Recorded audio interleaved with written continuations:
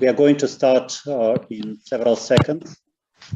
Please mute yourselves unless you're speaking.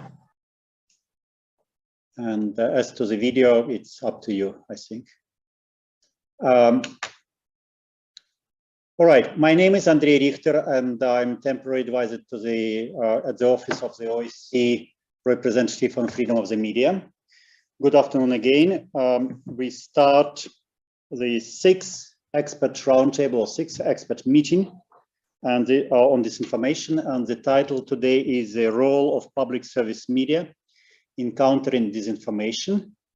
We have a panel of speakers as per agenda. The agenda is available online. Biographies of the speakers are available online, and even some of the presentations might be already available online. But the opening starts with the remarks by the OSCE representative on freedom of the media, Ms. Teresa Ribeiro. For those few who still have not seen her or have not heard her, I would like to say a few words about the representative. Ms. Ribeiro is from Portugal, and before joining us, she worked for the Foreign Service of Portugal, including as the head of as Secretary of State for Human Rights. And since December 2020, she is a representative on media freedom. Ms. Ribeiro, the floor is yours. Thank you. Thanks a lot. It's really a pleasure. Don't forget.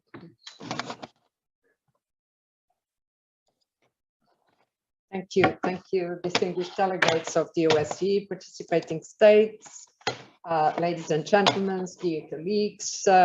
It's really a pleasure to welcome you today to our sixth roundtable dedicated to the topic of disinformation.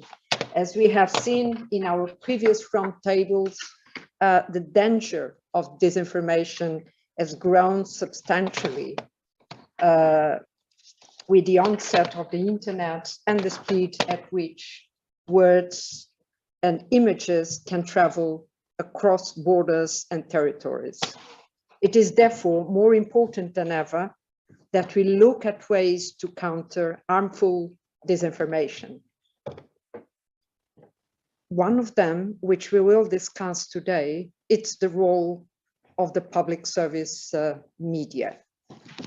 As a public good, public service media is an important platform for promoting citizens' democratic rights.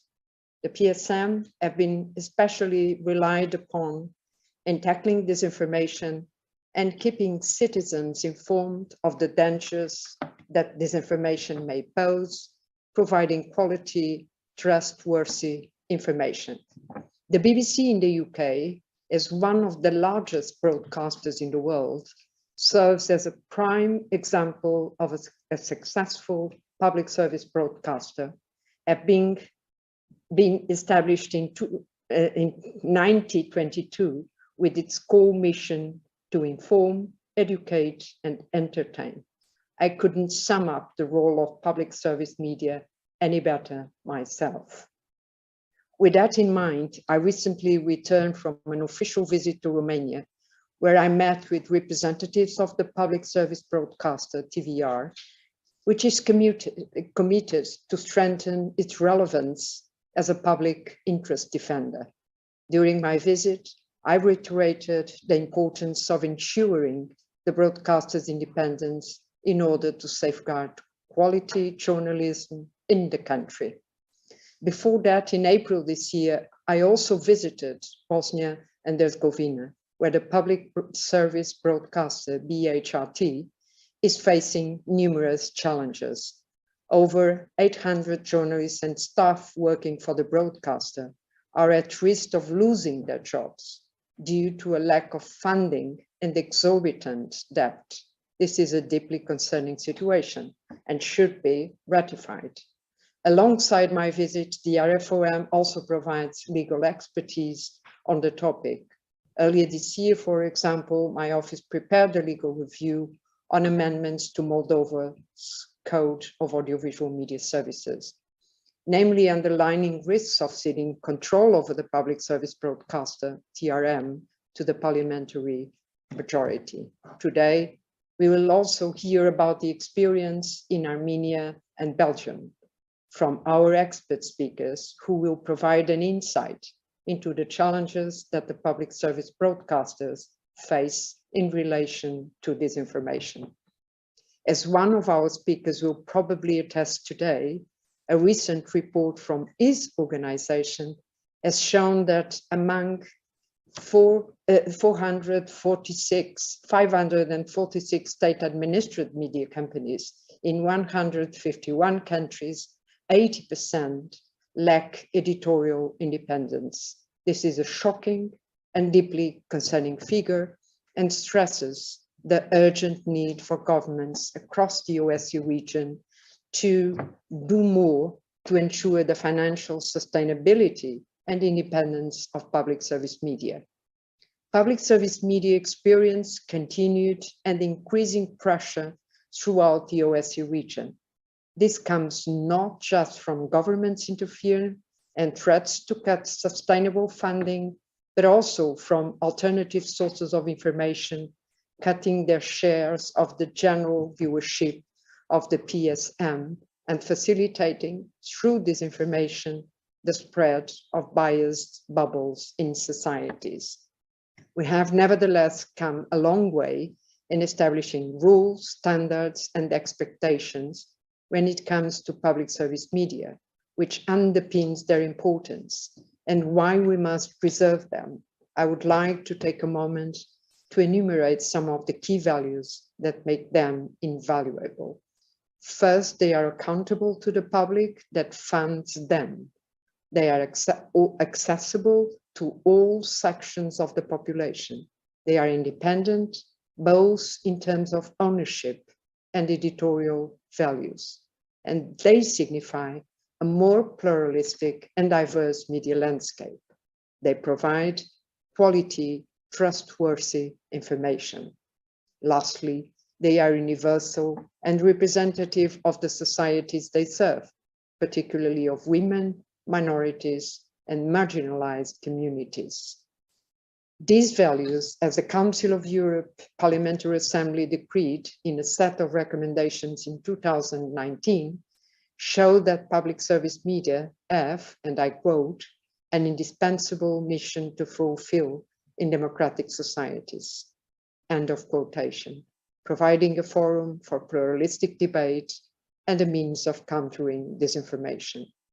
With the onset of the internet, citizens are increasingly turning away from traditional legacy media to alternative channels of information, particularly online. This has made them especially vulnerable to the dangers of disinformation.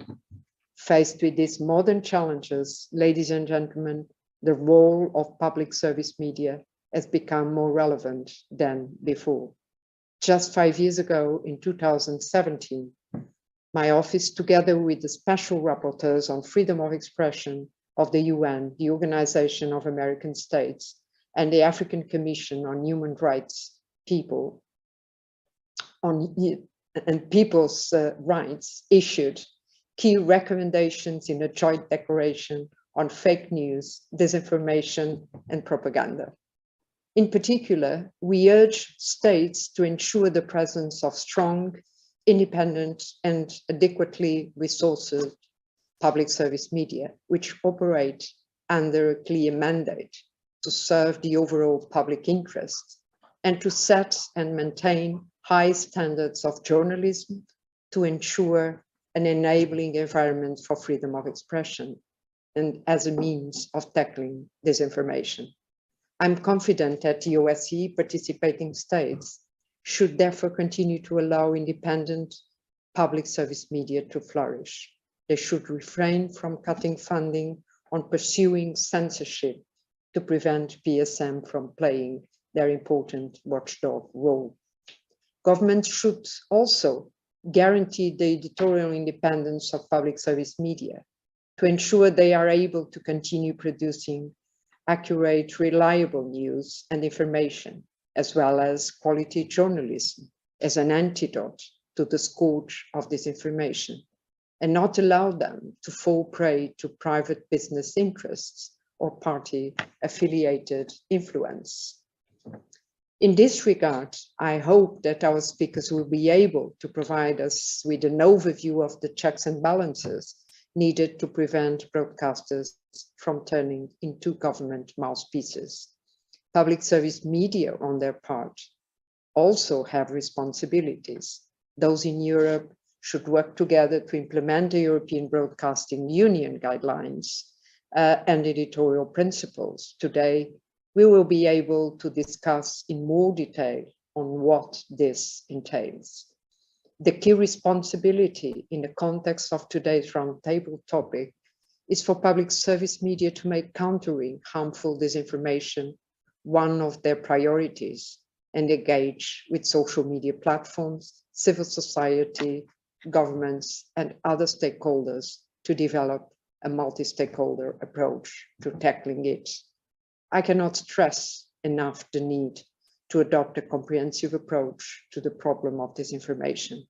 The OSCE and my institution, as the world's only intergovernmental media freedom watchdog, are needed now more than ever, where there cannot be security without media freedom. As we can see, ladies and gentlemen, with disinformation posing an ever greater threat to security of the OSCE region, to the very democratic foundation of societies and to citizens' right to be informed, we must and can do more. The best antidote to disinformation is to demonstrate our commitment to quality journalism, to public service media, and to democratic values. On that note, there is a lot of work that remains to be done and for us to unpack. I hope that we will cover some of that ground today with the goal of producing clear, practical recommendations for the OSCE participating states to act upon in order to make our society stronger and more resilient to the dangers posed by disinformation. Thank you for listening, and I look forward to our discussions. Thank you very much.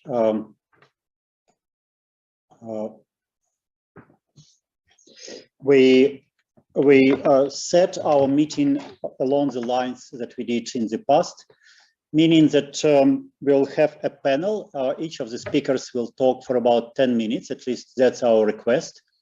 And then we will have a discussion between the speakers and with the participation of the audience. The speakers will present their views and information in the order of the agenda. The biographies again are on our website. I will not take too much time explaining who is who. Our first speaker is Nina Aslama-Horowitz.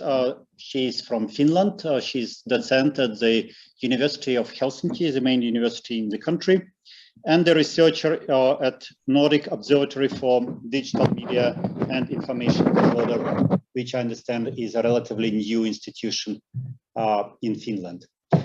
Ms. Horowitz, the floor is yours, please. Thank you so very much. Thank you for inviting me. It's a great pleasure and it's a great honor to discuss this topic, which I'm quite frankly incredibly passionate about. Let's put it out there, right? And Madam Representative, I could not agree with your words more. It was beautiful to hear them, I have to say. So I'm Nina Aslama-Horowitz. I'm from the University of Helsinki, and I have studied public service media maybe for some 20 years now. And I'm currently researching PSM and disinformation in the Nordic countries. In the next 10 minutes, I want to talk about a little bit of the context of PSM and disinfo from my perspective as a researcher. Then I want to present you a framework that we have developed to assess the concrete role of PSM in combating disinformation based on the Council of Europe resolution, and then some takeaways of the test that we did with that framework, that kind of assessment framework. But first, why do PSM matter? I'm here a representative of Nordis, which is a new observatory, part of the EDMO, European Digital Media Observatories. And we are focused on working with fact checkers, policymakers, media literacy. Those are our themes, really. I was slightly disheartened when I read the new code of practice for platforms that was just publicized a couple of days ago by the EU. It also has connections to the new Digital Services Act. And it features the role of civil society and the fact checkers and individual users and governments, but I did not read about public service media. I was disheartened, I have to say. And because as we know, platforms and the challenges of platforms are a double-edged sword for PSM. PSM need platforms to reach audiences, the idea of universality, right? But they also have to adhere to the potential risks. One of them being that they need to operate in this concept where disinformation may be rampant. And the other aspect of this contextual issue is that disinformation is not just disinformation. I would like to use the word information disorder. This was originally, the term was coined by Claire Wardle and Hossein Derakhshan in 2017 in their report to the Council of Europe. And they talked about the fact that there's accidentally created false information, shared information, so which could be labeled as misinformation. Then there's disinformation that is purposeful and malinformation, which is harmful, meant to really harm usually a specific person or a group. But recently I took a part in a media information literacy event with Claire Wardle, and she presented a slightly tweaked model. And as you can see, especially if you look at the idea of misinformation, the underlying idea is that legacy media, as Madam Representative already alluded to, is not always trusted or even trustworthy. And then people feel they need to spread information. They think they're doing a good deed. So this is really a question of trust as well. People feel they need to spread alternative information, even if it's not verified and vetted, because they feel mainstream media is not worth their trust. And then, of course, parallel, we have sometimes kind of a disturbing context of PSM in emerging PSM countries, but also in mature PSM countries. I come from Finland.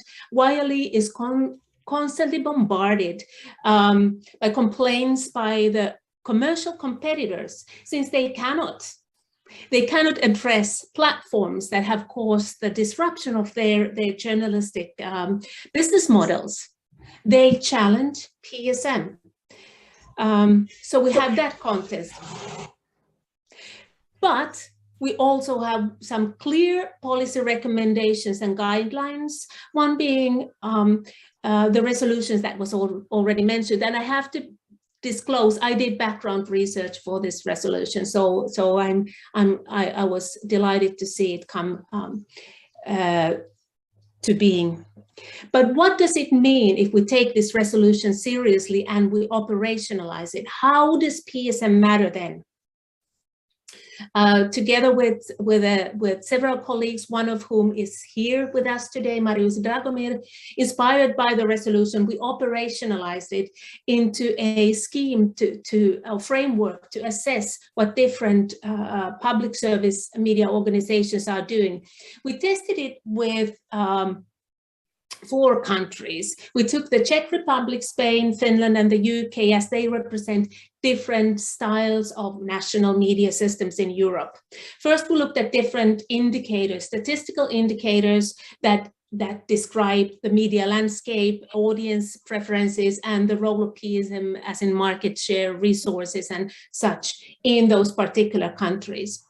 And we also looked at this because we know from previous studies that the stronger the PSM, it correlates with a higher resilience against online disinformation. We know that.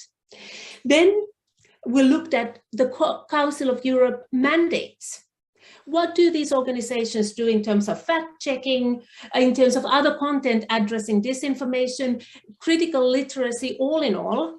How do they address children and young people and disinformation in particular? What kind of new innovations and exciting kind of offerings do they have to build trust? And what kind of collaborations do they do? And then finally, we interviewed experts within and outside of PSM to give us ideas of how they view the role of PSM. Here is just quickly some of the statistical indicators we used. Of course, these are now outdated since our research was late 2020, 2021.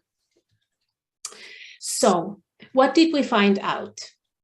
The capacities obviously differ. While we talk about beautiful values that are sort of normative values of PSM, we know that situations are so different, starting from resources to audience shares and political pressures and so on in different countries. But there are surprisingly many activities that all these organizations do in the four test countries. There's modest degree of transferability we found because these countries are so different, because these organizations are so different. So giving one size fits all kind of guidelines is slightly difficult. And it was interesting also to see that these organizations viewed fact-checking in very different ways. For instance, Wiley at that point, now it's different, I'm sure, but at that point felt like fact-checking is more a part of their traditional journalistic practices and quality journalism, whereas, as we know, the BBC has a special fact-checking unit. So very different understanding what is fact-checking in that sense. Very modest degrees of collaboration, and this is something that I think definitely can be improved and enforced in a way. There could be a lot of non-profit organizations, especially in terms of media literacy, but also independent journalism that could easily fit into the values of PSM and could do collaborations. But, and this I think is important, literacy activities were a strong suit, and this kind of educational role was emphasized by outside experts, by PSM professionals themselves. And I think this is important also because information disorder is not going anywhere. We can't dial back and go to the good old times when we were not in this situation. And in some sense, literacy efforts are a way of empowering citizens themselves.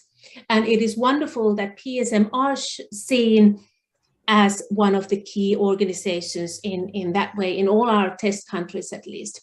So if I would summarize, I was thinking about if I would summarize the sort of policy takeaways, one is, of course, we all know it, antidote to disinformation is trust. And we know this also during COVID, how many PSM organizations were gaining so much in viewership, listenership, online audiences, all in all, because they were trusted. But trust doesn't happen in this very complex digital media ecosystem that we live in automatically. As was said, government should ensure that PSM are politically, editorially, and financially independent. That kind of context gives audiences trust, obviously.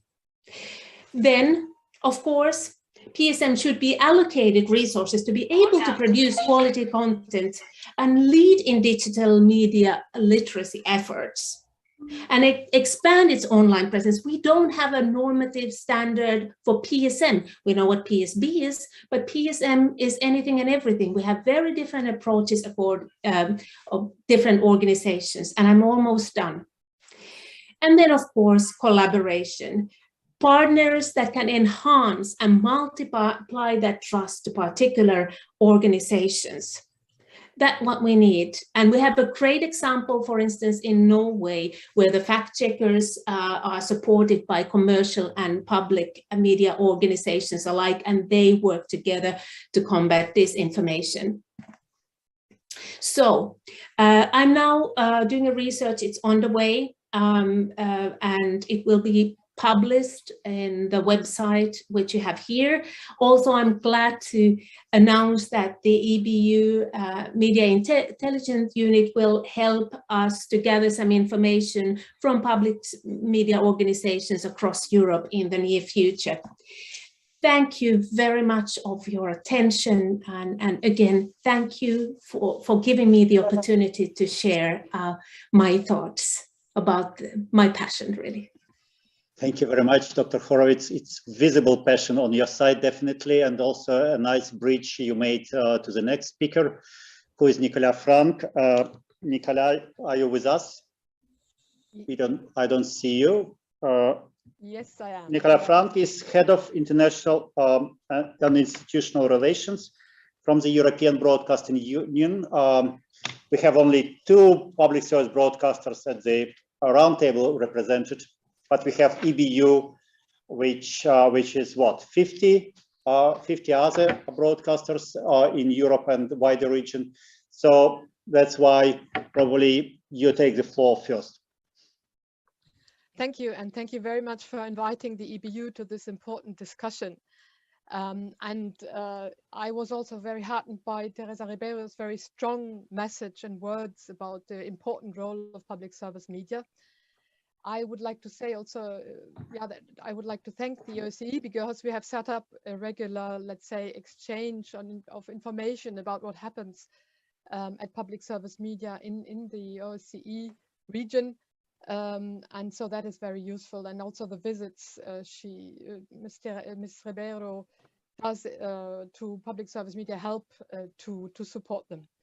Now, you asked who we are. So the EBU is the Alliance of Public Service Media Organizations, and as you can see here on the screen, we have members in 56 countries, so that goes way beyond the EU. So, and all of our members have television channels, radio, they have online offers, and also, of course, they are active on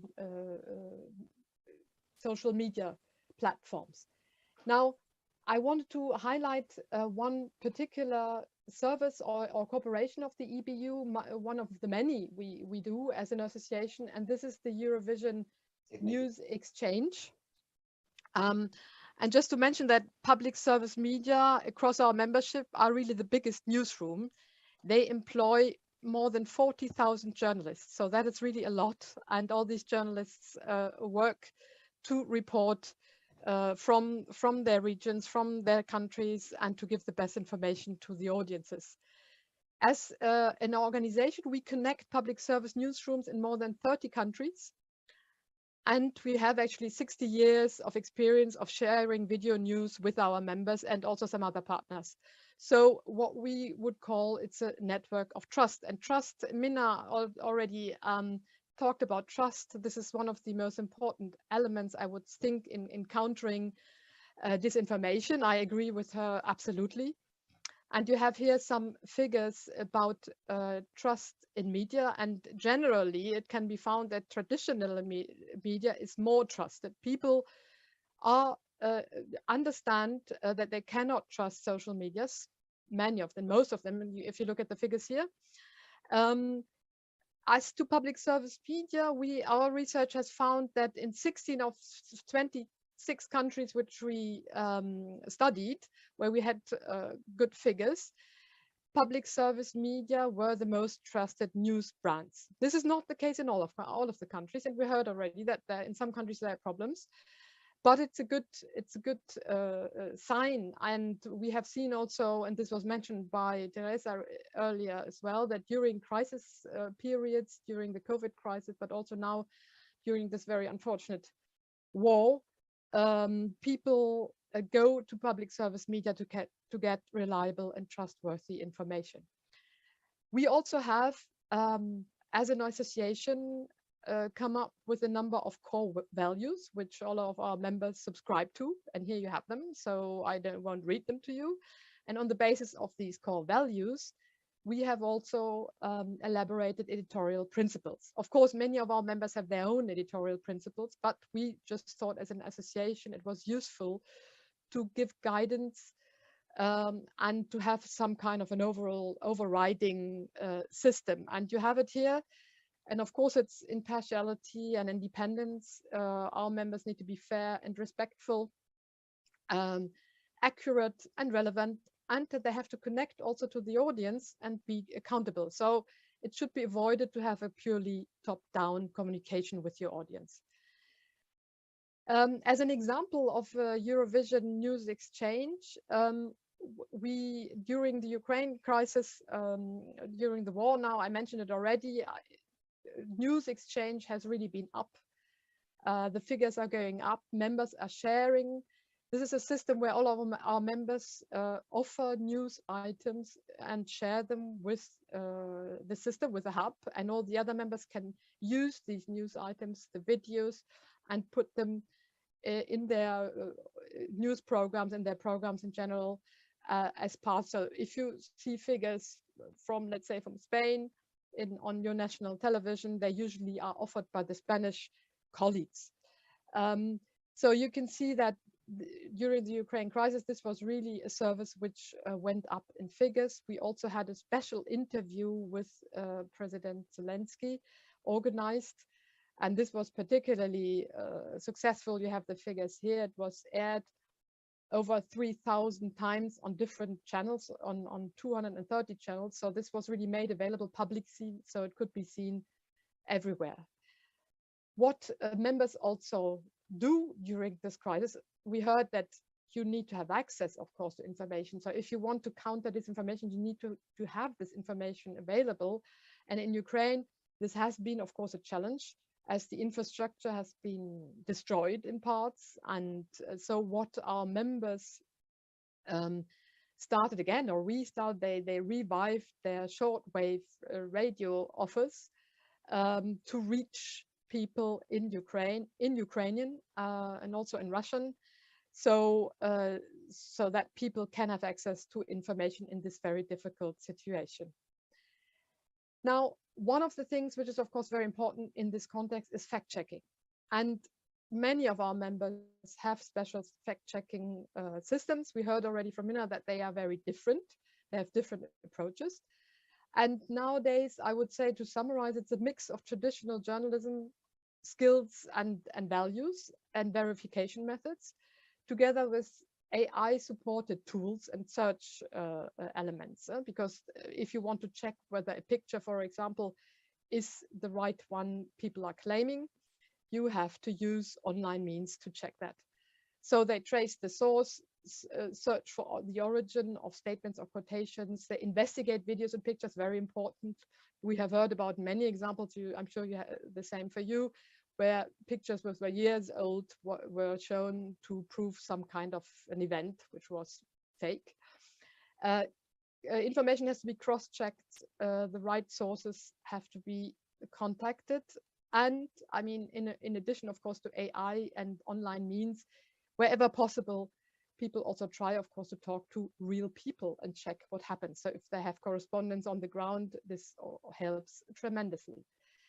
Now here you have some examples of different fact-checking offers from our members, from France Télévisions on the top left, then next to it from Germany, the ARD, the Faktenfinder. These are online examples, but most of them combine it with social media activities and offers. Then here on the left is Swaki, that is from our Belgian French-speaking RTBF member. They combine different things, their own fact-checking, AI supported, but they also use sources from other members, from France Télévisions, for example, or Arte or others, also Le Monde fact-checking. So they use all the means to come up with the best story. And here on the right is the offer from our Norwegian colleague.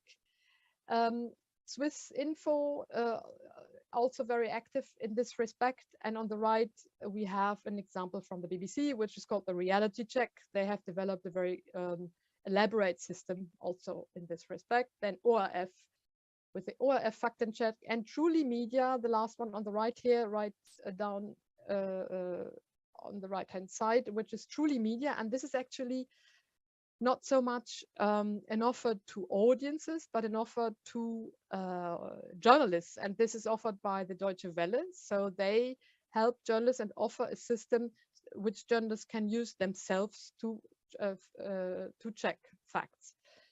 As an association, as the EBU, we also have within the EBU News Exchange a system which is called the Social News Wire, and that is actually a cooperation of many of our members on fact-checking user-generated content. So the idea is that if a couple of members check an item which is used, because in crisis situations, increasingly user-generated content is used, then it is, once it's checked, it's made available to all the members, so they know it's checked, they can use it. And you have here little descriptions on top which mean which the sources are, whether it's eyewitness source, for example, an NGO source, a non-political source, or rather a political or even a public publicity funded institution, so that people know what they have, or best transparency.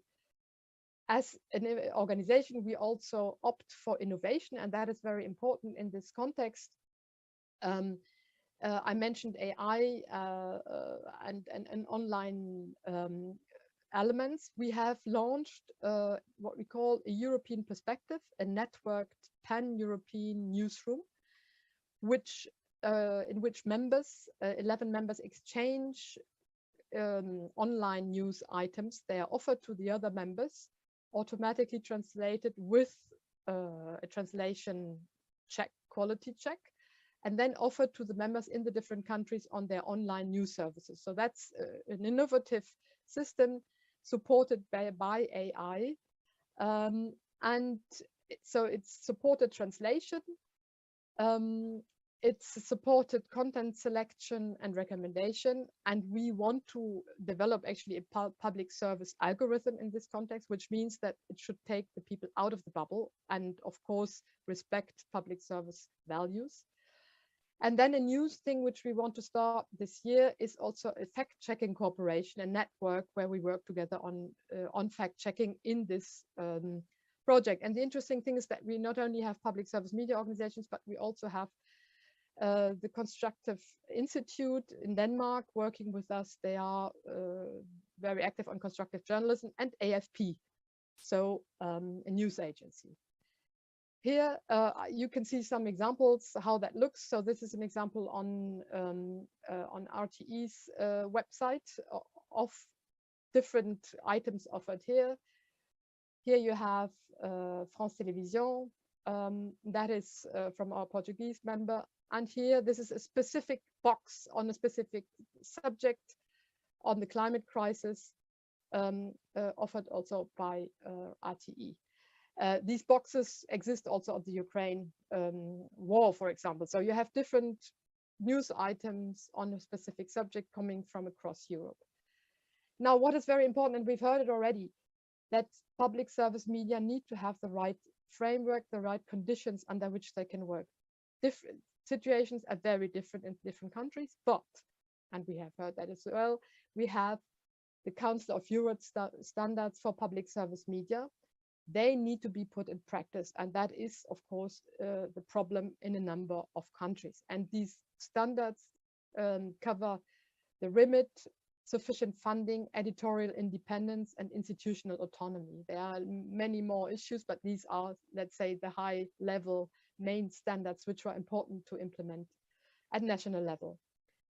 Then media plurality, generally speaking, needs to be supported online. And this is also in the context of EU policy. What is necessary, that the access and findability of media of general interest, as it's called in this context, has to be secured.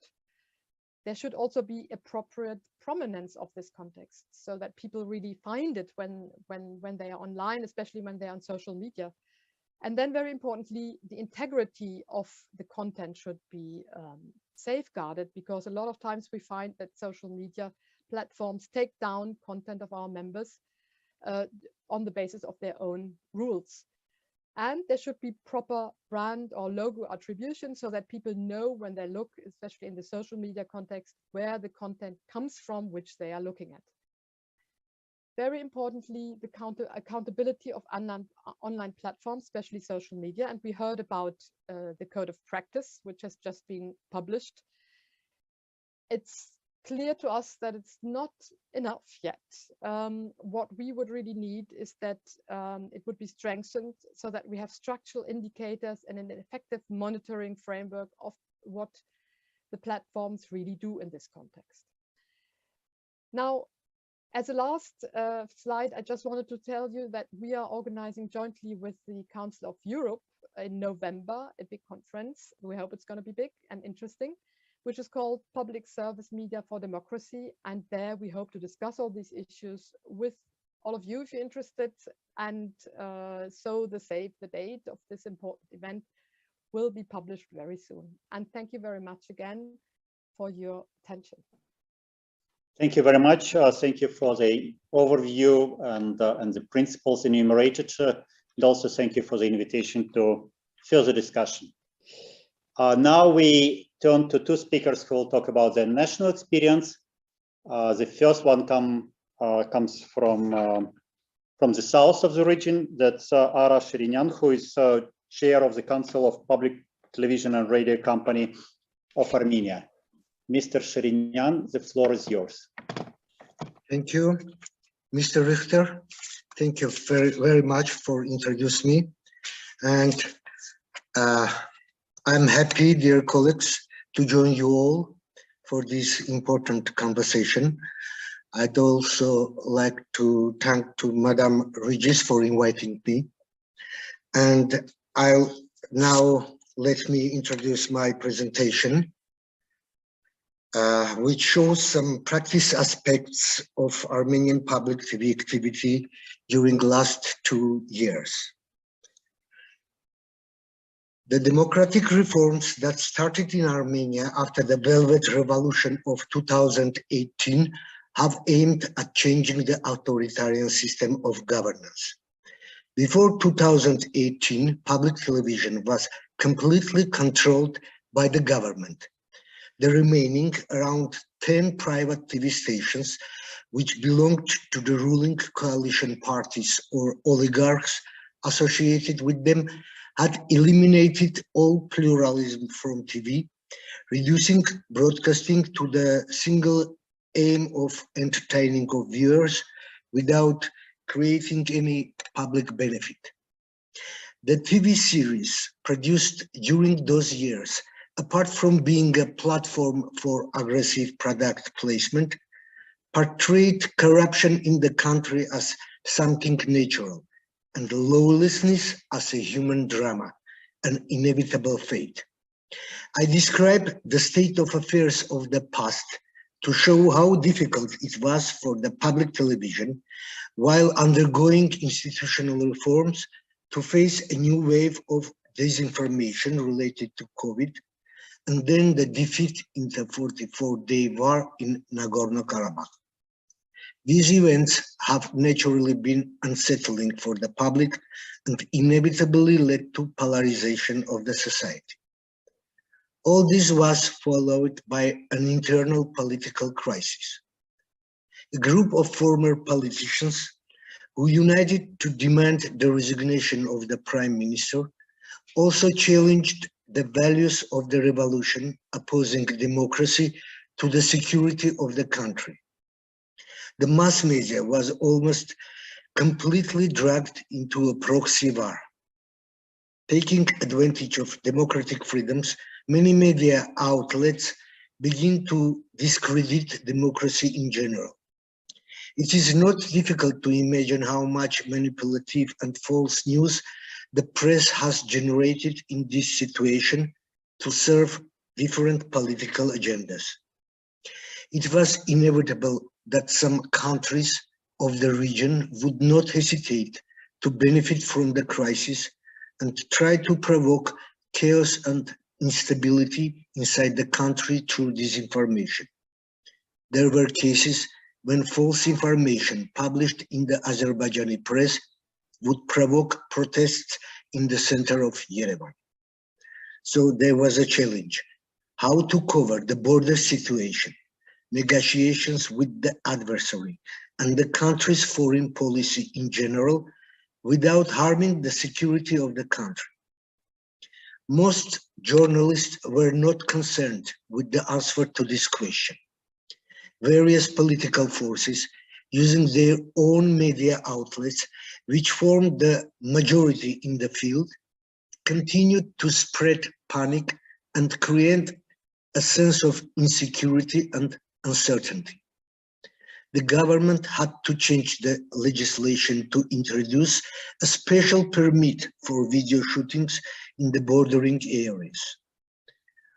And although this did not create any real obstacles, the very fact was interpreted as a restriction of the right to receive information and backslide for democracy.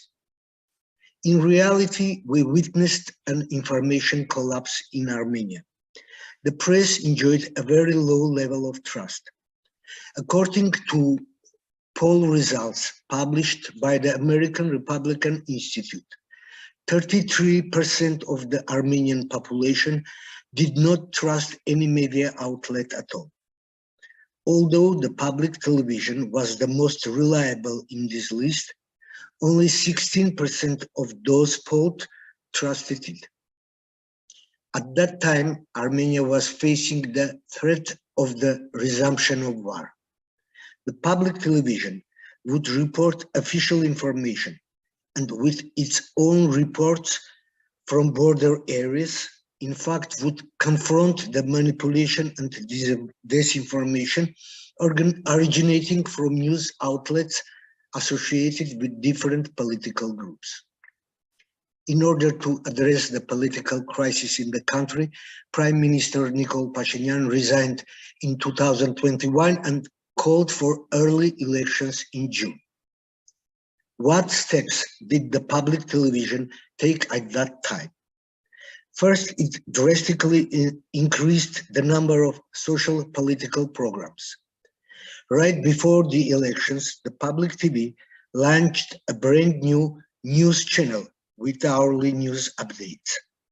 This gave an opportunity to broadcast more political debates, public discussions, pre-elections campaigns, to organize electoral debates on the first channel. 26 parties participated in this snap election. There were opposition politicians that appeared on the air for the first time. Everyone got an equal opportunity to present their political programs.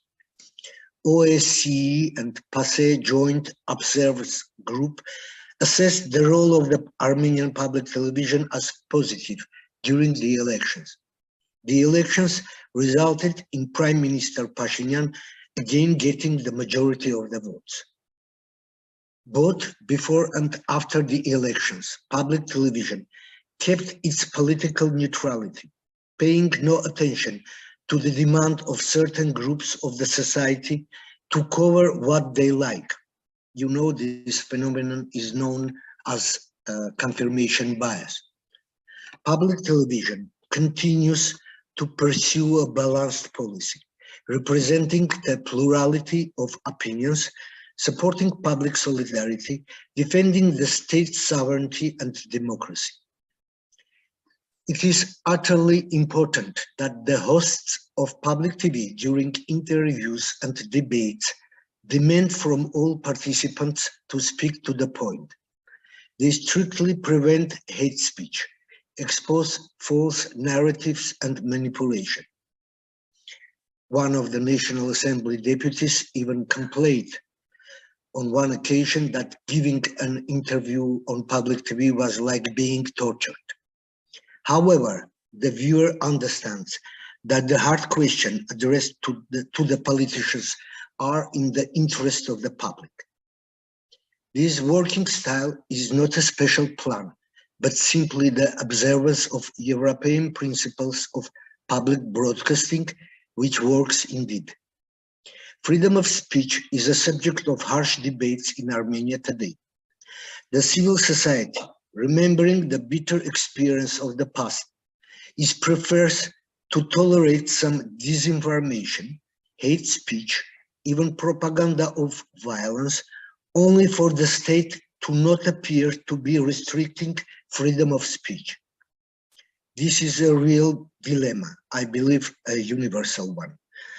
How to protect democracy and society from disinformation while not appearing to be restricting freedom of speech. To sum up, I would like to present the results of an interesting research conducted by the Committee to Protect Freedom of Expression in Armenia 2 years ago. The research monitored the Armenian press for 10 months to find out to what extent European values were discredited. They looked at how basic principles of human rights and European issues in general were covered. The research has found that these issues are mainly covered in positive or neutral light, while receiving only 0.6% negative coverage. But the most interesting thing is who distorted facts and manipulated with information, and referring to so-called anonymous sources. It turned out that journalists were the ones to do this most, followed by experts, and only then came the politicians. Public officials resorting to such tactics were in the fourth place. Moreover, the research also shows that journalists create and disseminate disinformation as much as all others put together. And here we have an issue. Are we able to protect the public from deliberate disinformation? Do we have adequate tools to counter organized disinformation campaigns? In these conditions, public television of Armenia is constantly seeking the delicate balance where freedom of speech, criticism of the government, presentation of alternative views will contribute to the public solidarity and will not harm the legitimate government, which is the first guarantor of freedom of speech and democracy. Thank you. Thank you very much. Interesting comments on Armenia. Thank you for your insight. Now we go from south to north to Mr. Luc van Bakkel, who is editor-in-chief of the research unit of media in Belgium. Mr. van Bakkel, we don't see you. Now we see you. Yes, the floor is yours. Good afternoon, everybody. Thank you for having me as a speaker of the Belgian Flemish public broadcasting. I'm going to tell you, I'm going to show my presentation, and I'm going to tell you a little bit more about the work that we do and about a survey that we held. Luckily, we have a clear mandate of the government to work about disinformation, which is, of course, a big advantage in this one. So, first of all, I'm working for VRT, and VRT is the public broadcast of Belgium. As you can see, we have a lot of brands under the VRT. We have 5 radio channels, 2 television channels, a streaming platform, a youth brand, and a sporting brand. And the news unit I'm working for is delivering the news to all these brands. So we are working on the topic of disinformation since 2019, but in order to get a clearer view on the effectiveness on what we did, we held a big survey I'm going to tell you a little bit more about. So we held a big online survey with 2,000 participants, people older than 12 years old. The focus was on the attitude towards disinformation and on the extent to which media users think they are exposed to disinformation, the PME. And we asked them about the role of VRT. What did they expect we can do against the topic of disinformation? So first of all, we had some questions about, is disinformation a problem? What do you think? And the results, yes, 80% of the Flemings think that disinformation is a problem. But young people are less convinced of this. So if you ask the question, I think the spread of false information is a problem for our society, it's a clear 80% says yes, but you see the category between 18 and 34 years old, a little bit less. So that can mean either two things, that it's that young people have much self-confidence, they know how to get in touch with fake news and stories like that, or they are too self-confident that maybe they overestimate themselves. If we go to the topic to how many people think they are receiving fake news, 90% of the Flemings think they saw fake news. And then we ask, yeah, where do you see the fake news? Where do you see that stories about that? It's especially social media like Facebook, TikTok, Instagram, but also the more classic media channels are affected with that. So they think they see it on television. So they think they see it in the classical newspapers, the radio stations, the magazines and stuff like that, which is a bit concerning. 60% said they have been misled before. So it's a lot of people that think they already have been misled by fake news. So how does disinformation affect the trust in news, which is important for a public broadcast?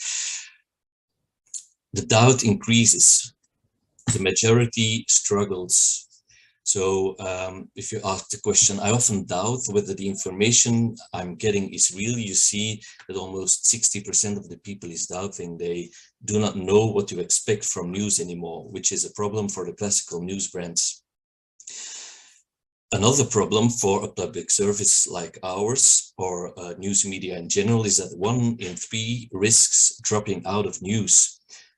Because there is so much false information. They say that I prefer not to follow the news anymore.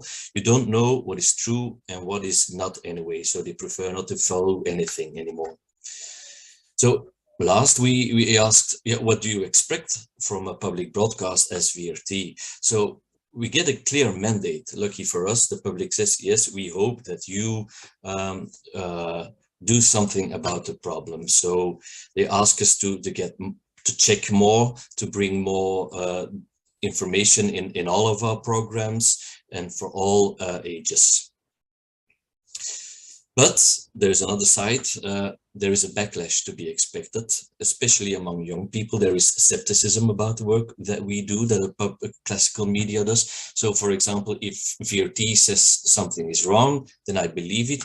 We see that almost 40% of the younger people do not believe it, or they have doubt to what we bring.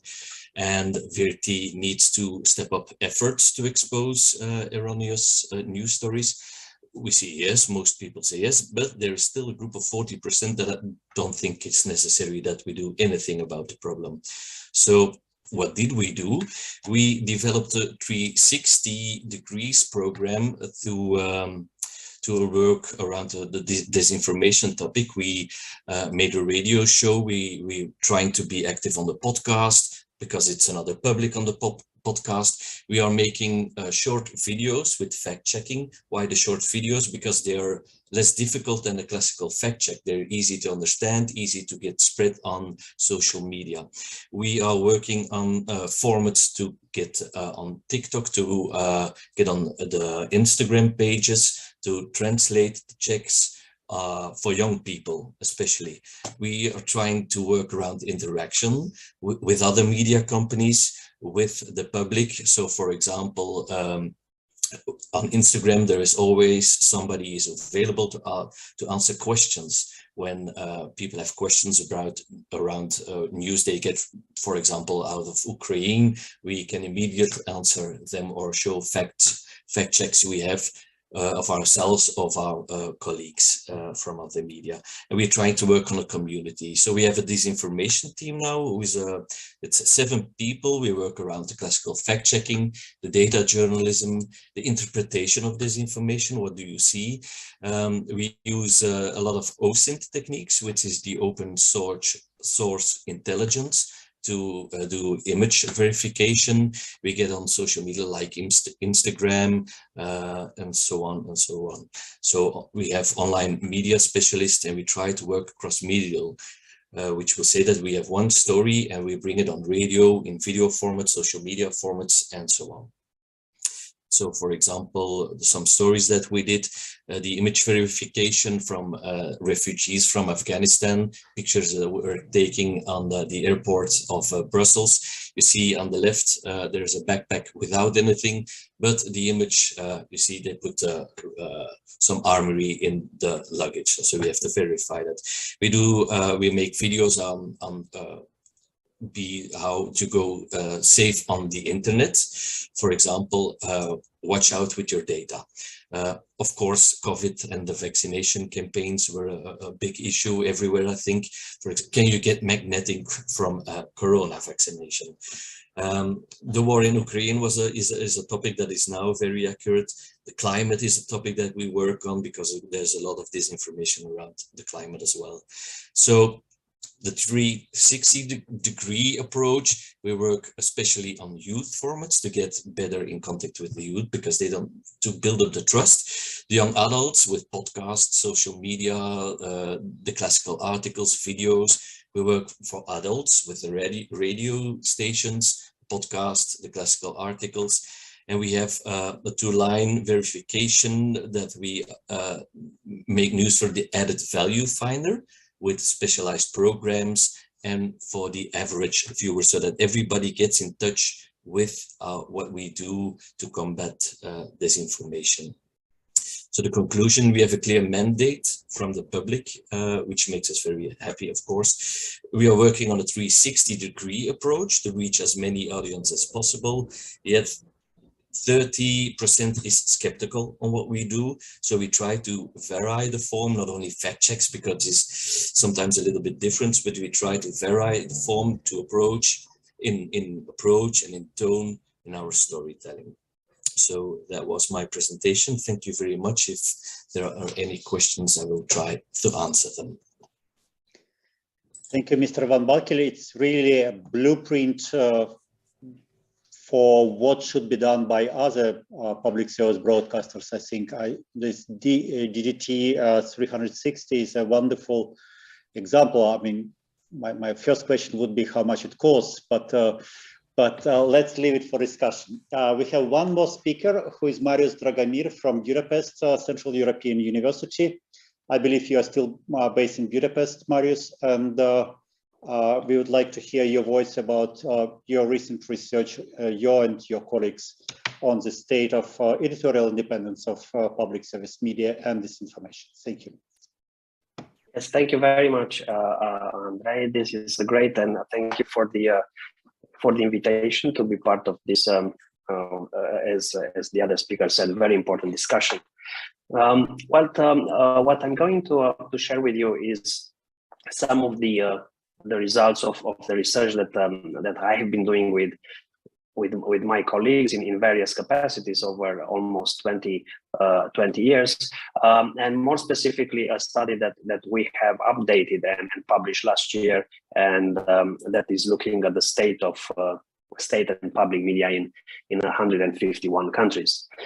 But before doing that, with this study, we also introduced a new state media typology, a new system that is looking and trying to analyze in more detail how state media and public media perform all over the world, and why did we come up with this this system of measuring and research. Is on the one hand because we have noticed, and I think I hope some of you will agree with me, that the situation is not, when it comes to public media and state media, is not black and white. You don't have the really bad non-independent outlets, and you don't have the ideal independent public service media, but you have a lot of nuances and a lot of hues and situations in between. And the second reason why we wanted to create this system of this state media metrics was because of the numerous transformations and trends that we have seen in recent years. One of the most important and relevant for our discussion being the media capture, where we see a number of private actors, in many cases owning media outlets that are linked with governments receiving funding or having just their editorial relationship linked with the interests of the government. So that being said, let me just spend a minute on this, just to explain to you what we are measuring. I think based on the experience we've had over these 2 decades and research into public media, we built a model that is based on 3 sets of criteria. One is funding, and here we wanted to establish whether media outlets are predominantly state-funded. How to measure that? We define that as media outlets that receive direct state subsidies amounting to at least 50% of their annual budget. The second set of criteria is related to governance and ownership, and here we are trying to establish whether there is control of governing structures and ownership. And of course, I think you would expect that the definition that we took into account was whether one of the 2 is true, whether the state media is either majority owned by a government or whether its members of the governance bodies are appointed by government or government-controlled institutions. And finally, the third set of criteria has to do with the editorial independence. And here, again, the media outlet that would be controlled by the government, that would have editorial control over the media, is a situation where the journalists of a state media outlet are not in the position to make editorial decisions independently, but on the contrary, they are influenced directly or indirectly by authorities. Of course, I know that there are some research limitations to that. I'm not going into that. A lot of the performance of state and public media depends on the local context. It depends on the audience and media consumption in a specific context and all that. However, I think this matrix is very important because it really shows you in what ways governments are controlling the media. So if we look at the state media metrics, if you combine the 3 sets of criteria, what we did, we ended with the metrics of 7 types of media outlets, and I list them here. They range from the situation where you see the highest level of control up there, the state-controlled media. Then you go into the captured public or state-managed media and models of captured private media, and then the situation is improving, and you have various media outlets that are either funded or managed, or both managed and funded. But what is really important about them is the fact that they remain editorially independent. And of course, the ideal case of is the public media that is totally independent. And I think these are some of the media that in fact were mentioned in some of the presentations before. Now, we apply these metrics on, as I said, on 151 countries. And of course, you have a lot of findings in this study. I'm not going through all of them, and you can yourselves look at the research and what it is interesting for you. But let me just share two slides with you. One is the global overview of state media by the predominant typology, and what we notice here, and it was mentioned, I think, already, is the fact that when you look at various models, these 3 models that lack editorial independence on the left side, if you count them together, you have state media in the world lacking editorial independence in a proportion of 80%, which I think is really troubling. What you see here, these numbers are the percentages of the media outlets in various regions as a ratio of the total state media in the counted and mapped and researched in the respective region. And the second slide that I want to share with you, this refers to the number of media outlets that we have all over the world. We identified during the latest round of research a total of 546 media outlets. What I want to really establish here and clarify is the fact that these are media outlets counted as entities. Each of these media outlets, in most of the countries, they control a number of television channels, some of them many radio channels. So you should, to really understand the scope and the dominance of the state media in the world, just multiply this number by, I don't know, 5 or 10 to really understand the number of outlets present.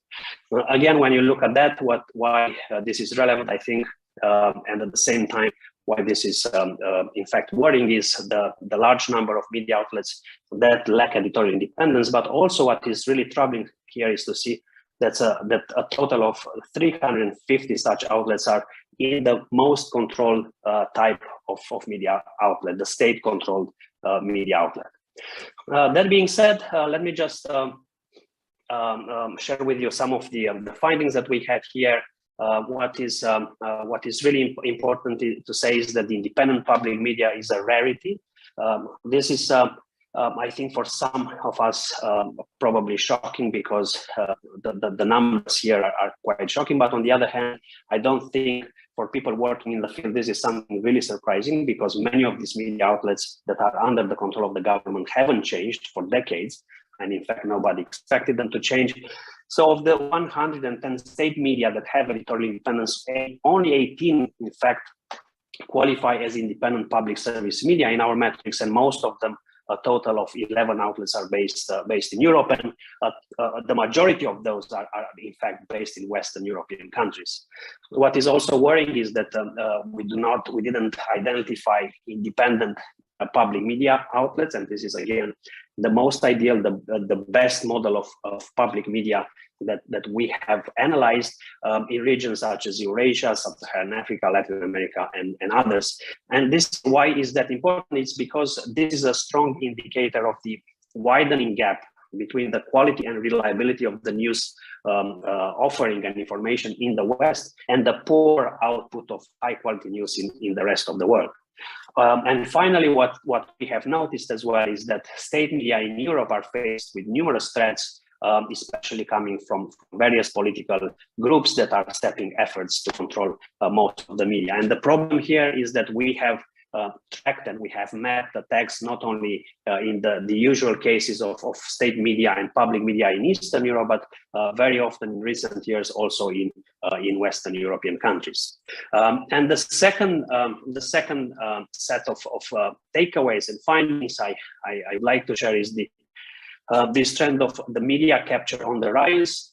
We have seen that Europe has a high number of independent state media. Many of them are in those categories where they actually enjoy editorial independence, but many of them, again, are at risk from an editorial point of view of becoming controlled. Also, what is really important to say about Europe is that it is faced with a very high incidence of cases of captured media outlets. We have, again, all these figures here. And in fact, many of them are media outlets with private ownership that have links and various relations with state authorities. And again, you see here these types of these cases in regions such as Central, Eastern Europe, and Turkey. And then beyond that, you have countries in Asia and the MENA region where, that are in a much worse situation than in Europe when it comes to the larger state control. So that being said, let me just stop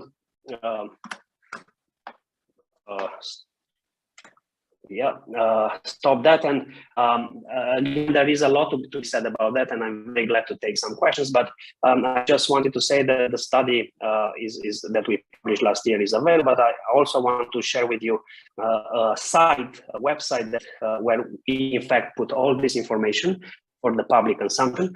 The site is going to be launched in 3 days. So we are still testing things, but I want to share it with you, because if you go here, you have a lot of details about how independent public and state media are in various regions. You can find, for example, here the regional overviews, where if you are interested, especially if we are at an OSCE discussion, if you are interested in the regional overview on Eurasia, you can go and see the latest trends here.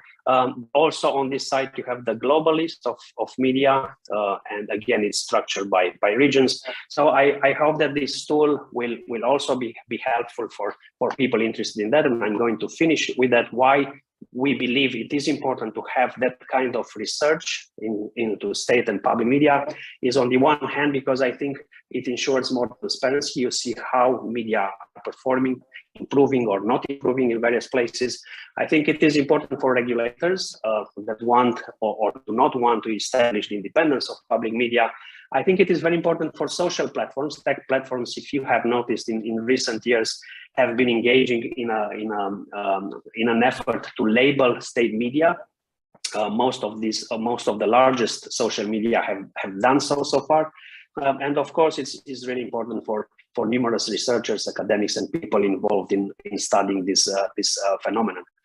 Back to your question, how public media can help or influence or fight disinformation. I think it has a very important role to play, and many of these media outlets are playing. But the problem, unfortunately, and again, if you look at our numbers, I think they are very relevant. The problem, in fact, is in the system of state media itself. In many countries, unfortunately, as we have seen here, the problem of disinformation lies with the state media themselves. The state media themselves are, in fact, the problem and not the solution.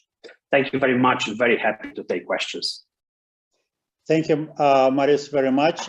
It's a really very controversial report, and we all look forward to seeing both the website and studying the results of your research.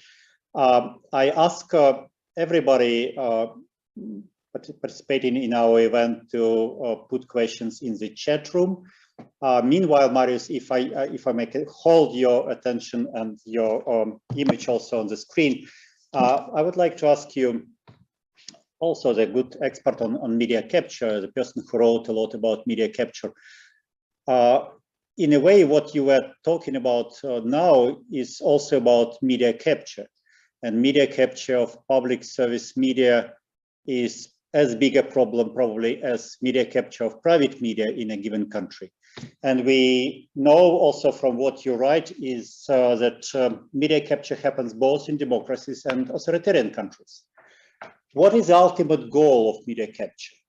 Why would governments go for it, spend huge resources, money, efforts, political clout in order to gain control of the media? Is it the one and the same goal? Does it differ from democracy to authoritarian country? And if you can quickly, if possible, explain that to us. And okay, go ahead. Yes, of course, there is a lot to say, but just to be brief, I think to really understand the impact of media capture on the overall editorial independence and how media perform, we need to understand what it is, in fact. And just very briefly, we found 4 components to capture. One is control of regulation. The second is control of public media or state media. Well, they become state media if they're controlled. The third element is control of public resources, meaning that governments give state advertising to friendly media and they control that kind of funding mechanism. And the fourth element is when state structures and businessmen and usually oligarchic structures affiliated with governments, when they buy private media. So if you think about these 4 elements and you have control over all of them, in fact, there is not much left for independent journalism. Your question was, why do governments do that? There is a very strong and clear trend in the countries where we apply this model, where we have seen that the tendencies of increasing the capture and strengthening the role of the governments and their supporting companies in the media happens before elections, where of course you have elections, and that link is very important because the answer to your question is alarmingly simple. It's because they want to ensure that they do not lose elections, and why these people don't want to lose elections is their relation with the resources that they control in the country. In other words, all these tendencies and trends are very much connected with issues such as corruption, control of public resources, and distribution in a very biased way of these public resources. So that is the most basic answer to your question. How is media capture seen or manifesting in various countries, like in more authoritarian and less authoritarian countries? Where in countries where you have a very high level of state intervention in the media, it is done in a more natural way, so to speak. If you look at numerous countries in Asia, for example, the government doesn't need, for example, to buy private media because they own or control most of the media. So it's like the tight media capture style of controlling the media. In other countries, they have to do that because you have an open market, and you have to apply different tools to do that. And the best examples here are examples such as Hungary and various places in Europe, in fact, where in fact to really achieve that level of media capture, you have to do more than that. You have to not only control the state media, but also buy private media outlets. I see. So basically what you are saying is that for media capture, the key element is staying in power. The government wants to stay in power through elections, through authoritarian means, but that will be the key goal. Okay. Yeah. Marius, thank you very much. We have several questions to Luc van Bakel. By the way, I realize that neither the Belgium public service broadcaster nor Armenian one, I'm on the 18 independent public service media listed by Marius. I will not start this debate. That's not for me. But I'm interested in what Luc will say to the questions from Mina. Luc, please. I guess you had time to look into the questions, and you can reply to them in a short way. Thank you. Thank you very much. It's a very interesting question about fact-checking and fact-checking for a young audience. Does that work? That's a very good question. First of all, concerning fact-checking, I think fact-checking is only one of the many tools you can use to attack disinformation, because there's always a risk at fact-checking, and that is being patronizing and to judge very hard, because a fact check, it's yes, no, so it's very difficult. It's a difficult tool. What we do for young people especially, we do that on Instagram, for example, and we only use topics that they will ask us. So for example, sometimes they ask us, is it true that Russian missiles can get in 2 seconds in Brussels? So that is a very direct question, and then we can answer do not worry, or this or that. So first, it's always being part of a community. We have an Instagram channel with 300,000 members, and all day young people are asking questions about some topics. What do we think about vaccination? Is it true that is this image true? And we try to give them a direct answer, and that is the way we use fact-checking for young people. So I hope that is a clear answer to your question. Mina, are you happy? All right. Yes, I'm very happy. Thank you very much. I was clapping with the emoji right there, because it is, of course, a group of audiences that all legacy media are so concerned about. And what was so surprising on the studies that I have found and I have done is that young people are longing for some guidance, but they feel that the legacy media, as we know it, is not guiding them in their language, in their ways. So thank you so much, Luc. I'm going to look into this and do more research on VRT. I can send you some examples from Instagram that we use. Luc, I have a question related to your presentation. You gave a lot of research results of the polls on importance of this information for your audience. I'm not sure what year the research was made, but I want to see if there is any link between what you do and the high level of acknowledgement of disinformation as a big issue for regular Belgian people. Because the figures that you gave are very high. Up to 90% of population believe disinformation is their problem, not somebody's problem, not Brussels' problem anyway, but their problem. Did it happen by itself? Did it happen with your help? And if yes, then what did you do? I mean, I see the DDT 360 as a big channel of public alert in a way to the issue of disinformation.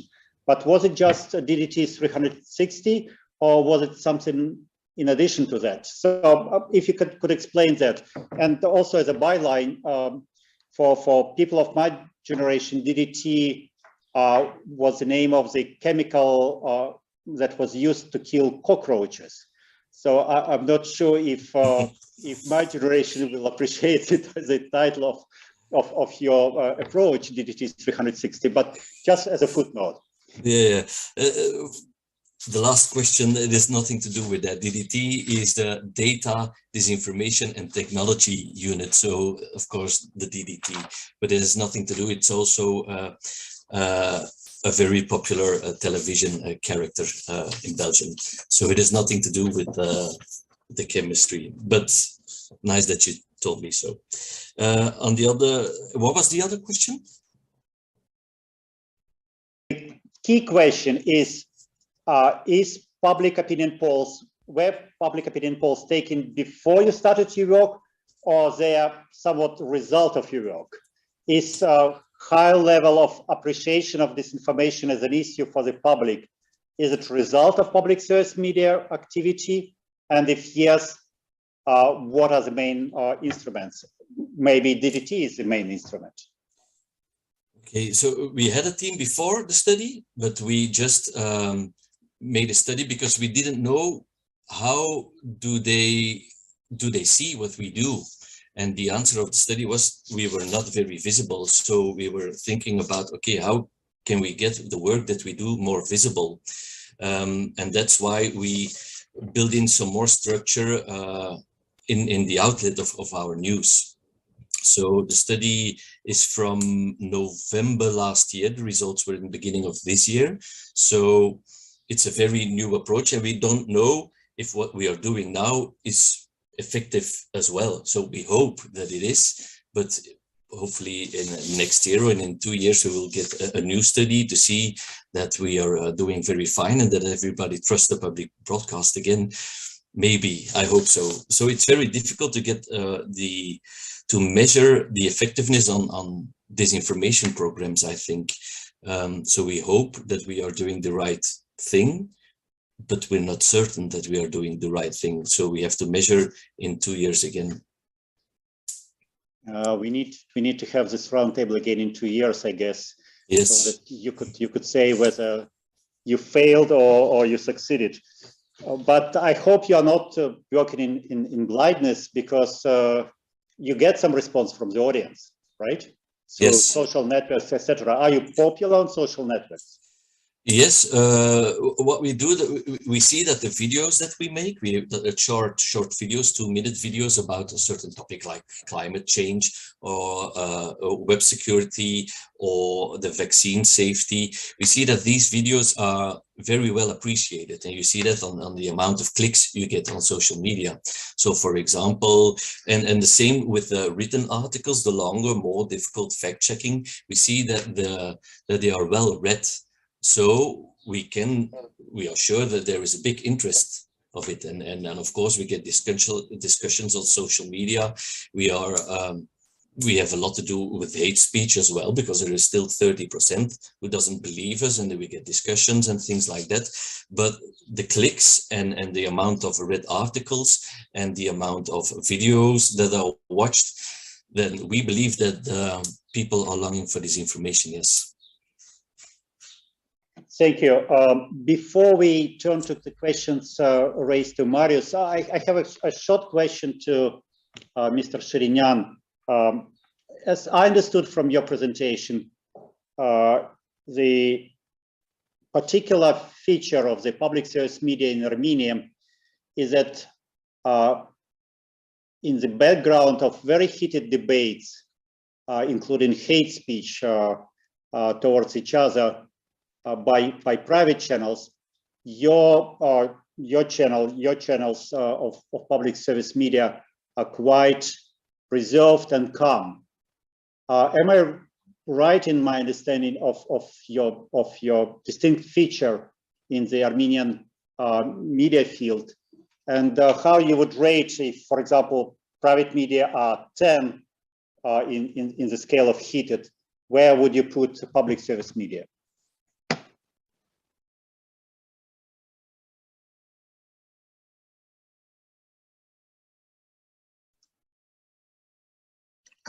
Thank you for question.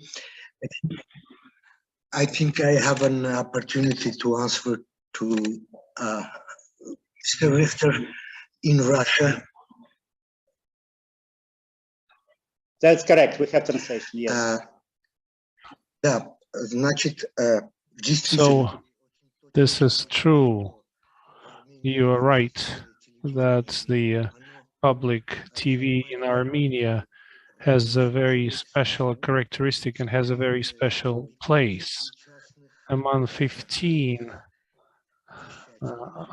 other private companies. Latest polls show that the public TV in Armenia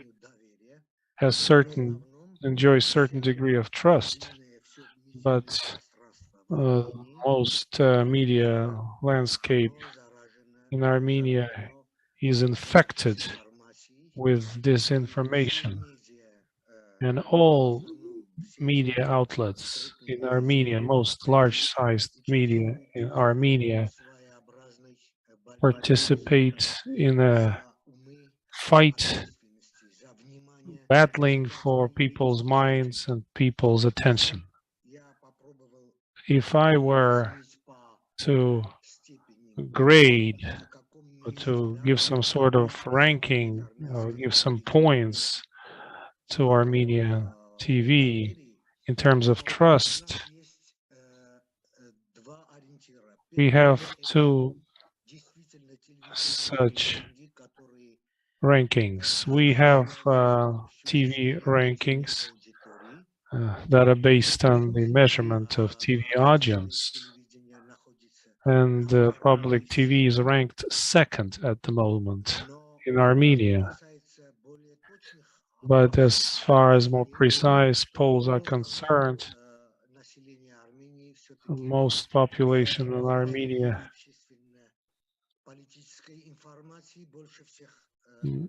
mostly trust public TV when looking for public information, but overall trust is still quite low. I hope that would be an answer. Yes, yes, thank you very much, Mr. Sherenyan. Now we have two extra questions. One is to Marius, a set of questions to Marius. If you could please take care of them. Sure, yes, there is a question. Thank you, Mina. It's about the situation with mature, seemingly strong public service media. And the question is whether I feel the limited independence, for example, control of governance or funding is potentially a danger to diminish the role of the public media. I think it is, but and I think we should take that into account, of course, in some contexts, when you think, for example, about the German public broadcasters that have had a tradition of a very strong independent news coverage. When you think about BBC, of course, and many of the examples of the independent public media that fall into that ideal best category, I think it's hard to really imagine that they can be dismantled or that editorially, or that there would be any attack that would succeed.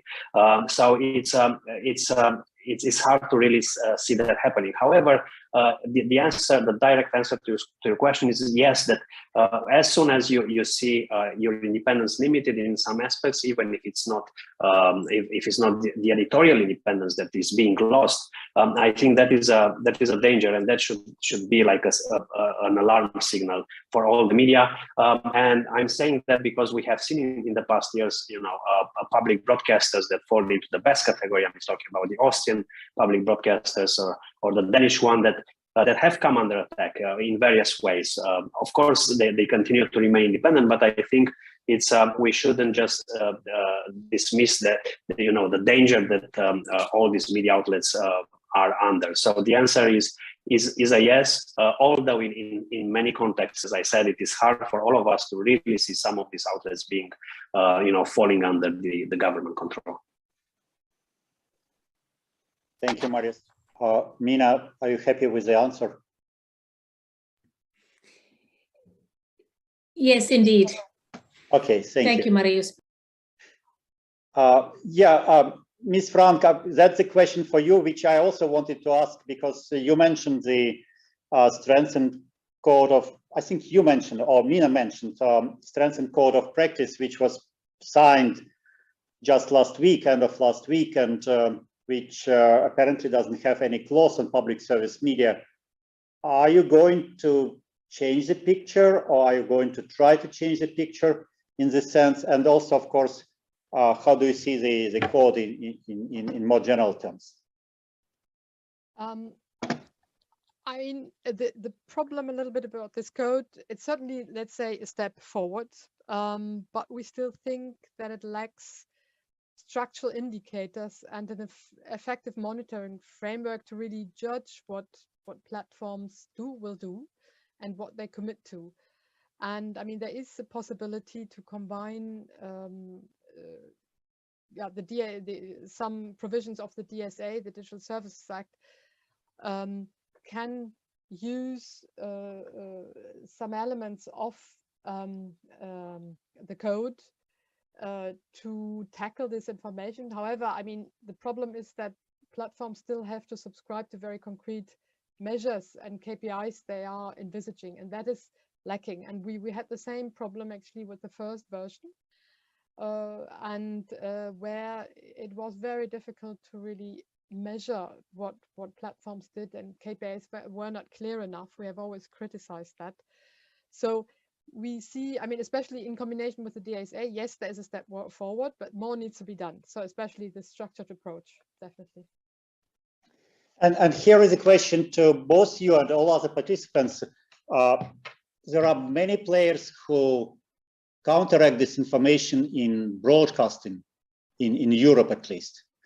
But who is taking the lead? Is it just the European Union, or is there EBU?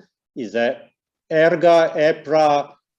Is any of the organizations taking a lead and coordination in what's going on with counteracting disinformation in Europe, in broadcasting at least?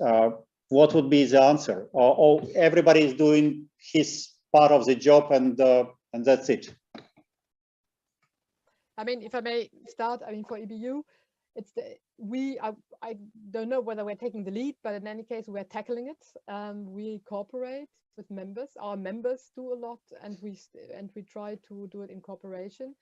But it's a combination of different elements. As I said, I mean, it's of course what public service media do with regard to offering trustworthy information, fact-checking, media literacy programs, a lot of other things.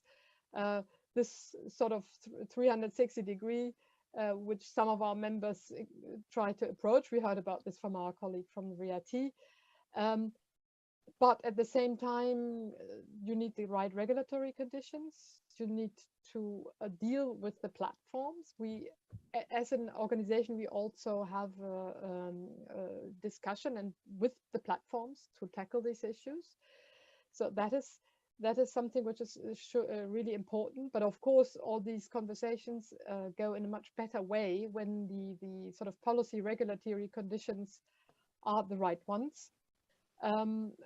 Then at the same time, we try to, let's say, help members also who maybe have not advanced so much in all these issues to improve services. And so there's a lot of exchange between members how to do that. Then I mentioned this new project which we have, which is called the European Perspective, where we are already working together on delivering trustworthy news online, and we hope also to reach the younger people with this. This was mentioned as an issue for public service media, and we're very aware of that. And where we want to develop specific fact-checking systems which go beyond the national approach, but have more a broader European approach. So we're doing a lot of things. I think we take the responsibility as an association, definitely. Thank you. Mina, would you like to comment on this question? Because I take your point that every public service broadcaster is different from another one, but at the same time, they all share common principles, and this information is definitely not a principle for public service media. So what is your opinion? Is there any leader here, or international leader, European leader? And what is the role of the leader? that this is a tough question, and I think, as always, when we want structural solutions and big policy solutions, we are trying to catch up, right? We're always a little bit behind, and a lot is happening already. Well, we're trying to catch up. Nicola, please contradict me if I'm wrong here. So I think the coalition for this is forming. I saw some, I translated the code of practice also, and the different stakeholders mentioned there to that effect. It's not that long ago that we had the high-level group in Europe thinking about this. The resolution by the Council of Europe is just 2019. I think I would like to respond to your question as in that we need to call for that. I've seen a lot of observatories being formed, some supported by nation states, others under the EU as an institution, and we have the Nordic Observatory. There's also, I just joined a think tank by the Nordic Council of Ministers trying to think about these issues. And so I think the EBU is a wonderful hub and leader for public service organizations, but we need to engage with other organizations, also media literacy organizations, which in many countries are also NGOs, and so on and so forth. So maybe this is more of a call, Andrei, a call for some sort of a coalition in that respect, and working with so many different stakeholders stuff. Now I'm going around, beating around the bushes, so to speak, but I can't see one leader for the whole issue because it is so magnificent. But I think we are going towards that, hopefully, and we have to act faster than we have so far.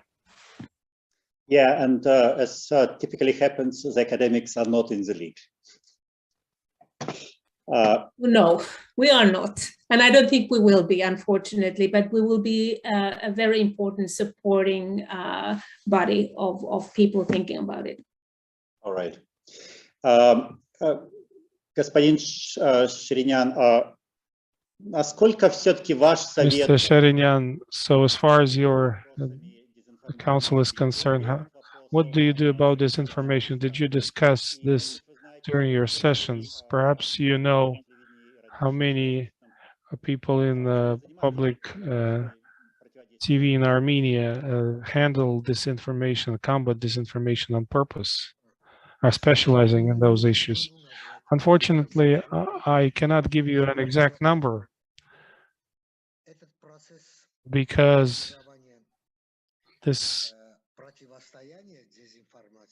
process of combating disinformation is only in the nascent stage, but the civil society and journalists and journalist organizations, together with parliamentarian groups and some other stakeholders, are currently in process of creating a concept which would be a platform for future laws that will address media,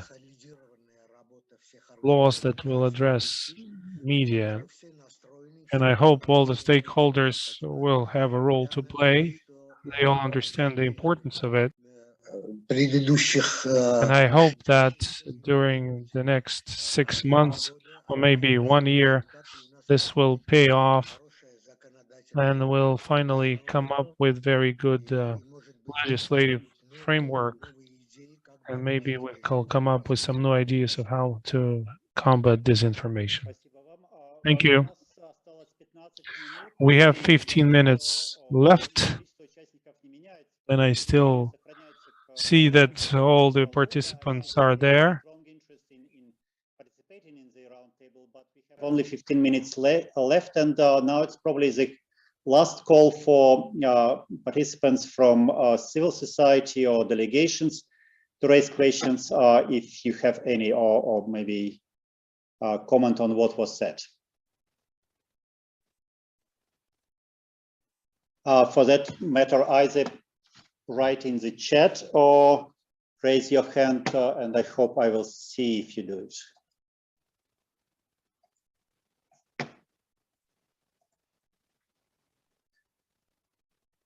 Okay, I don't see any response to that, but I would like to use the remaining, oh yes, we have a question from my colleague. All right, Antonina, the floor is yours, please.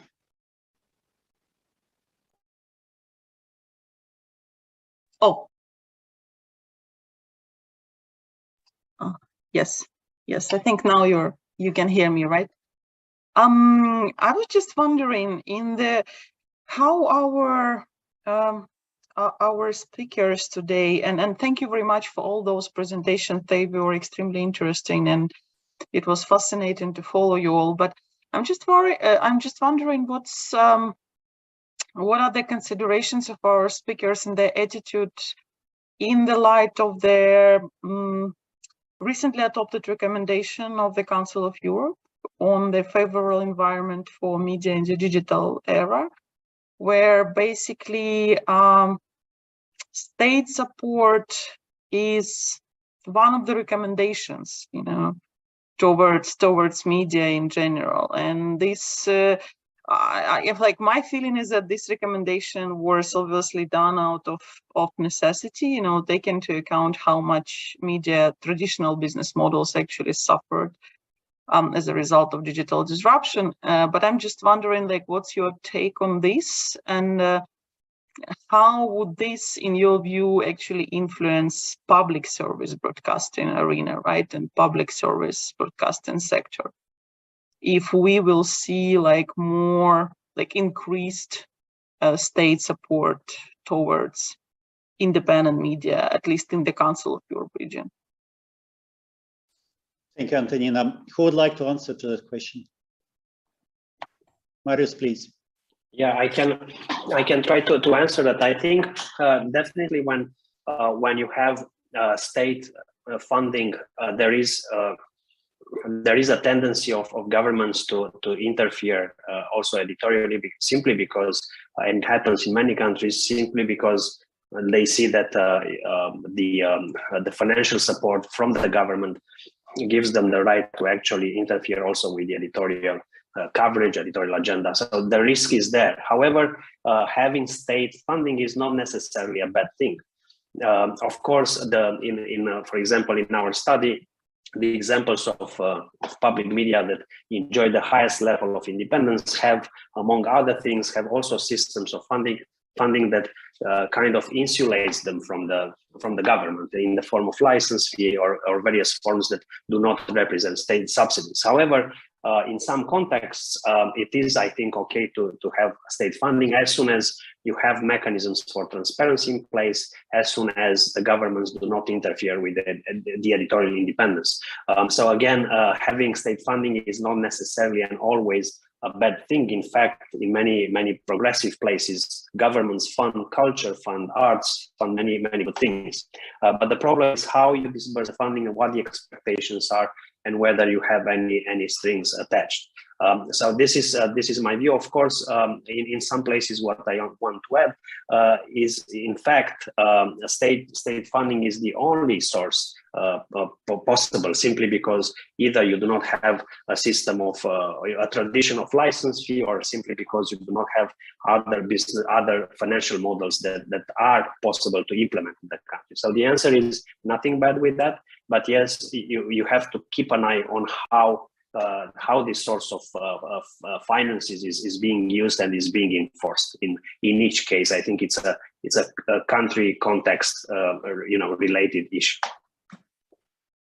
Thank you, Marius.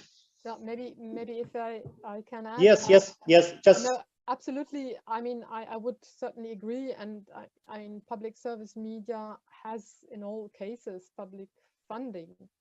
Now, this is organized in very different ways in different countries, and it works in many countries. It works very well, as Marius just explained. But you need, of course, a good system and a good structure to make sure that the funding and the decision on the funding is not directly linked with any editorial influence or on the governance, also for that matter, for example.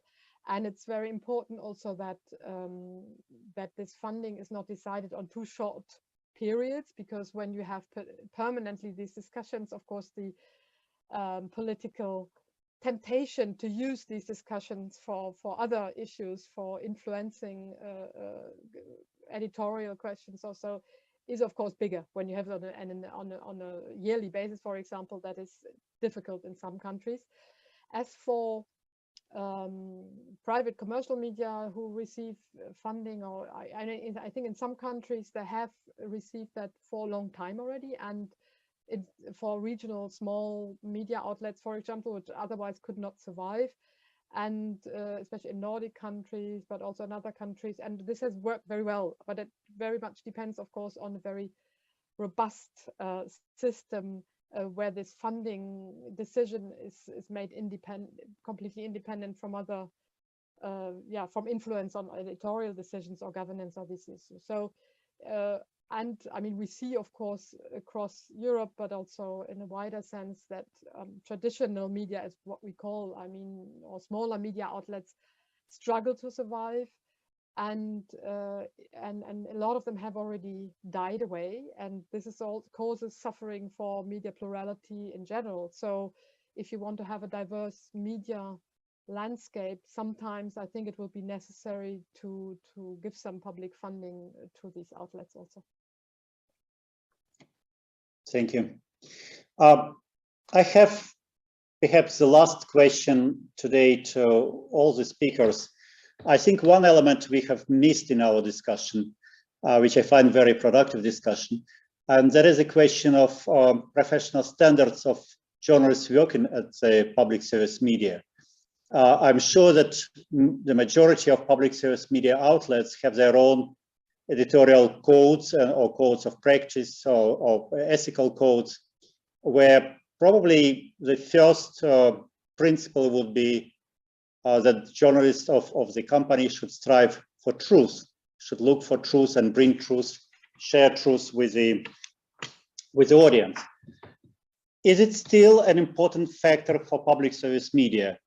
And if yes, how important? And if no, why?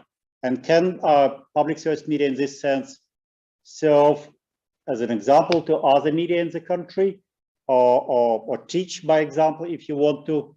Is it an important issue, or it's just an academic, there is just academic interest in this? Thank you. Nina, would you like to start, please? I think this was a purposeful provocation, wasn't it? Of course, it's important. This, what you mentioned, reminds me of the model by Marina Mazzucato and her team. She's an economist who devised the idea of how to measure public value of public service media. Specifically, she was using the case of BBC, but saying that we do have the societal value, shared information, shared culture, and so on and so forth. We have value to the individual audience member who might be looking for the kind of information he or she needs, the kind of voices, maybe minority language, whatever it is, education, entertainment, or information, whatever he or she needs. And there is the industry value, public service media as pioneers, as ethical and other models, as sort of setting the standards and the benchmarks, and that can be considered and that can be concretely measured as a one of the elements of public value. So absolutely, I would say yes, yes, and yes. Maybe from my side. Yes, please. Yes, and I mentioned that in my short presentation. Of course, I mean, these public service media values are crucial, and we have, as an organization, we have sat together also with members and have defined them.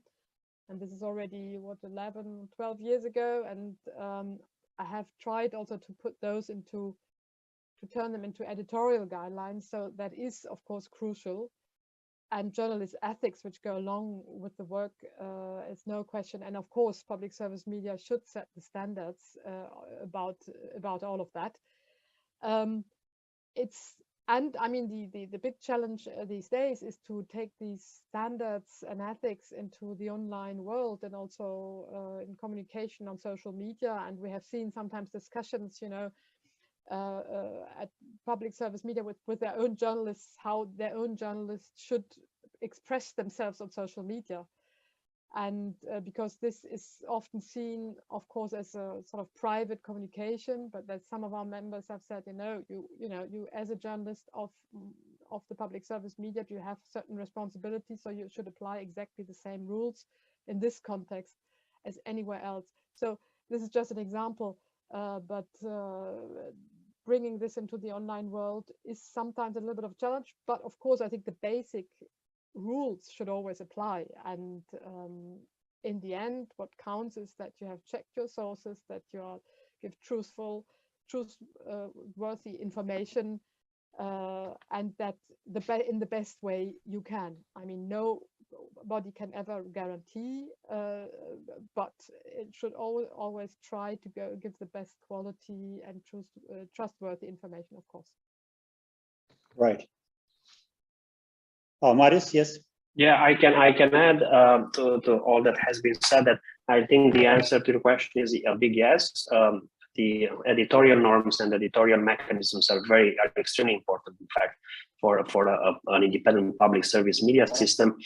In fact, in the work that we have done, we noticed that two things are really key when you analyze the editorial independence. So in public media, one is the existence of editorial mechanism, so to speak, statutes that guarantee the independence of the respective public media broadcaster. And the second element is the existence of mechanisms of assessment or monitoring the performance of public media. In other words, some independent body that would look at how public media broadcaster performs, and have also the power to give feedback to the management of the station to improve.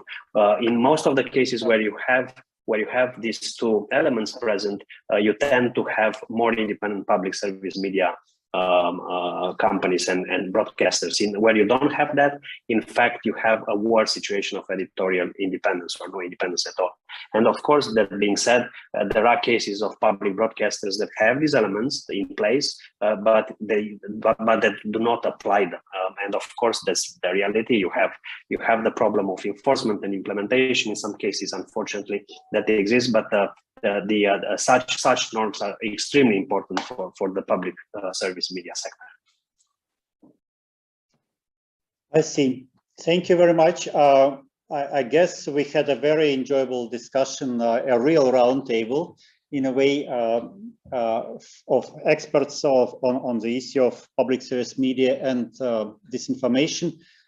In the end, I would like to say my thank you to my colleagues at the Office of the OSCE Representative on Freedom of the Media. We don't have sponsors, so I only thank my colleagues.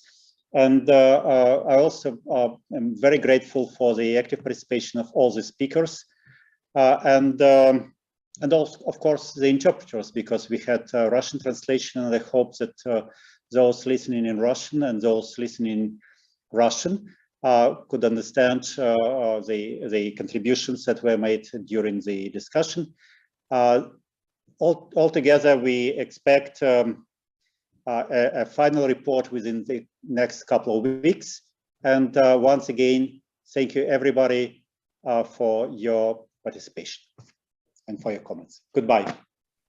Goodbye, thank you.